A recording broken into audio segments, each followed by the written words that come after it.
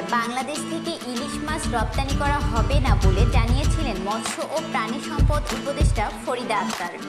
দেশের মানুষ ইলিশ পাবে না আর রপ্তানি হবে এটা হতে পারে না। দেশের চাহিদা মিটিয়ে অতিরিক্ত পরিমাণ ইলিশ রপ্তানি করা যেতে পারে।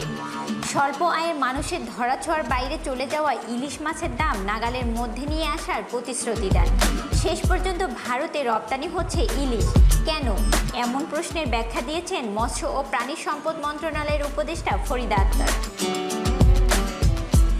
তিনি বলেন, ভারতের বিশেষ অনুরোধে দুর্গাপূজা উপলক্ষে ভারতে ইলিশ রপ্তানির অনুমতি দিয়েছে বাণিজ্য মন্ত্রণালয়।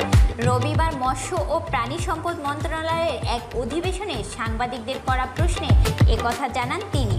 উপদেষ্টা বলেন, বাণিজ্য মন্ত্রণালয় স্বাধীনভাবে রপ্তানির অনুমতি দিয়েছেন কারণ দুর্গাপূজা উপলক্ষে ভারতের বিশেষ অনুরোধ ছিল। মৎস্য ও প্রাণী সম্পদ মন্ত্রণালয়ের উপদেষ্টা আরও জানান, বাংলাদেশের মানুষের চাহিদা যেন নিশ্চিত করা যায় তাদের সেই অঙ্গীকার এখনও আগের মতো রয়েছে।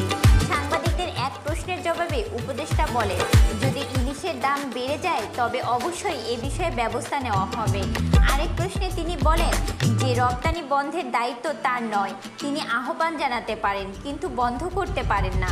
রপ্তানি বা আমদানি বন্ধের অধিকার একমাত্র বাণিজ্য মন্ত্রণালয়েরই আছে।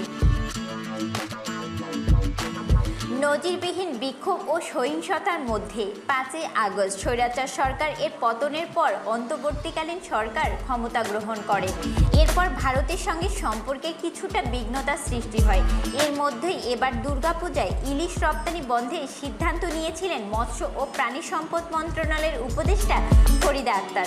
কিন্তু 1.5 মাস যেতে না যেতেই সেই সিদ্ধান্ত থেকে সরে এসেছে ডক্টর মোহাম্মদ ইউনূসের অন্তর্বর্তীকালীন সরকার।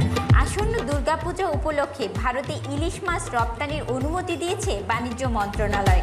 তবে বাণিজ্য মন্ত্রণালয়ের একটি সূত্র জানিয়েছে, মৎস্য ও প্রাণী সম্পদ মন্ত্রণালয় সহ সরকারের উচ্চ পর্যায়ের সঙ্গে আলোচনা করে ইলিশ রপ্তানির সিদ্ধান্ত নেওয়া হয়েছে।